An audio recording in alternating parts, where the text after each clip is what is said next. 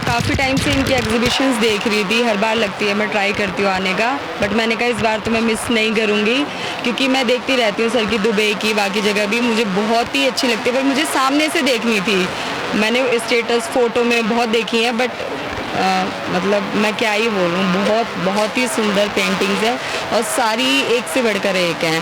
मतलब हम सोच नहीं सकते इतनी सुंदर इन्होंने पेंटिंग्स बना रखी है, और वो भी इतनी डिफरेंट तरीके से। सिर्फ गणेश जी की हम कैसे सोच सकते हैं, वो सिर्फ सर ही सोच सकते हैं, वो भी वेस्ट मटेरियल से उसका यूज़ करके, और भगवान जी की तस्वीर बनाना, इससे सुंदर यूज़ तो मुझे लगता नहीं कि हो सकता है। और इतनी क्रिएटिविटी सर ही सोच सकते हैं और सिर्फ गणेश जी की इतनी वैरायटी से, डिफरेंट तरीके से, हर मटेरियल से उनको कुछ भी दे दो वो आपको बना के दे देंगे।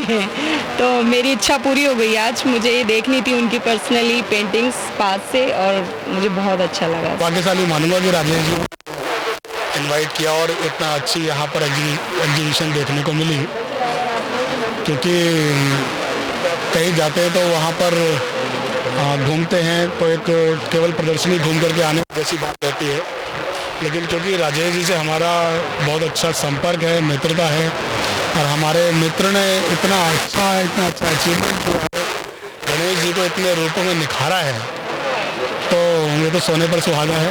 और हम अपने आप बहुत सौभाग्यशाली मानते हैं कि ऐसे व्यक्ति हमारे परम मित्र हैं। कहने के लिए कोई शब्द नहीं है। जो भगवान गणेश जी की प्रतिमा और ये सब जो आशीर्वाद भगवान का ही है राजेश जी के पास, ये गॉड गिफ्टिंग है, और ये सब चीज़ें राजेश जी की मेहनत है, ये अपरंपार वाली बात है। और ये राजेश जी को हम बहुत शब्दों में तो क्या कहेंगे, इनको इतनी अच्छी कलाकृति दिखाने के लिए हम लोग साधुवाद और धन्यवाद ही दे सकते हैं बस। उदित जी से बात ही कर रहा था और मैं जानना चाह रहा था कि ये मोदी जी का चेहरा, उनकी ये बियर्ड, दाढ़ी, उनका ये जो उन्होंने जैकेट पहनी है वो कैसे बनाई है। तो मुझे यकीन ही नहीं हुआ कि ये सब वेस्ट से इन्होंने बना दी है। जैसे मोदी जी की दाढ़ी, ये जो हम दीपावली पे लाइटिंग करते हैं उसमें जो लाइट ख़राब हो जाती हैं उनसे उन्होंने दाढ़ी बना दी है। और माइका को यूज़ करके कि पूरा सारा आइटम जिसमें जो भी इस्तेमाल किया गया सब वेस्ट है। तो ये तो एक अद्भुत कला है और मेरे हिसाब से एनवायरनमेंट के लिए बहुत बड़ा योगदान है। कि मैं राजेश जी की संस्था से काफ़ी लंबे समय से जुड़ा हुआ हूँ और मैं देख रहा हूँ काफ़ी लंबे समय से कि जिस प्रकार से राजेश जी ने वेस्ट का यूज किया है फॉर द बेस्ट, और ये बेस्ट है हमारे एनवायरनमेंट के लिए, हमारी नेचर के लिए। और जिन पदार्थों का इन्होंने प्रयोग किया, आमतौर पर हम उन पदार्थों को अपने घर में वेस्ट के रूप में फेंकने की कोशिश करते हैं, लेकिन एक संदेश है भगवान गणेश जी के माध्यम से कि उस वेस्ट को हम लोग फेंकें ना, बल्कि उसका उचित प्रयोग करें ताकि हम पर्यावरण और प्रकृति को बचा सकें।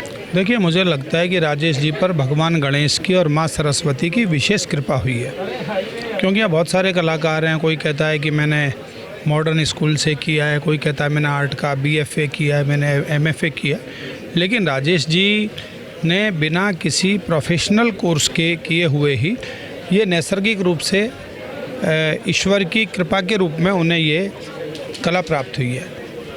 हम तो उन्हें देखते थे कि वो कोरोना काल में, मेरे बहुत अच्छे मित्र हैं, अक्सर उनसे बात होती थी, उनकी हालत बहुत ख़राब हो गई थी और बहुत भारी जीवन मरण के बीच वो झूले पर झूल रहे थे। तो कई बार मैं उनसे बात करता था तो रात के 12 बजे तक हम बात करते थे, फिर वो कहते थे अब तुम सो जाओ, अब मैं गणेश जी से बात करने की तैयारी कर रहा हूँ। वो कहते मेरा गणेश जी के साथ अब संवाद शुरू होगा। इतना बड़ा हार्ट लगा हुआ है इसमें। आपने गए भी हो गए आप घूमने के लिए, कोई ऐसा स्टॉल मिला है जो वेस्ट चीज़ों से बनाते होंगे बिना बगैर राजेश जी? देखिए, ऐसे तो केवल 2 ही लोग मैंने देखे हैं, एक तो राजेश जी का स्टॉल है और एक हमारे बैंसला साहब हैं, तो उन्होंने वेस्ट मटेरियल से चित्र बनाए अलग अलग लोगों के। बाकी अधिकतर लोगों ने तुलिका से काम किया है और अलग अलग ढंग से पेंट से काम किया है या अलग अलग चीज़ें बनाई हैं। राजेश जी इतनी इंस्टीट्यूशन चलाते हैं, इनके एजुकेशन भी इतना बड़ा काम है, लेकिन ये अपने आप में अद्भुत है कि गणपति जी के, मैं महाराष्ट्र मुंबई से हूँ, तो हमारे यहाँ विशेष स्थान है, सभी के यहाँ पर हमारा एक विशेष स्थान है उसमें 3000 तरह के डिफरेंट गणपति जी के इन्होंने जो रचनाएं वेस्ट चीज़ें और वो भी वेस्ट से इसको इको फ्रेंडली जो बनाया है वो अपने आप में एक अद्भुत है। ये म्यूजियम बनाने जैसा है ये। तो ये सारे कलाकार जब हमें मिलते हैं तो हमें प्रोत्साहन अपने आप में ही मिलने लग जाता है।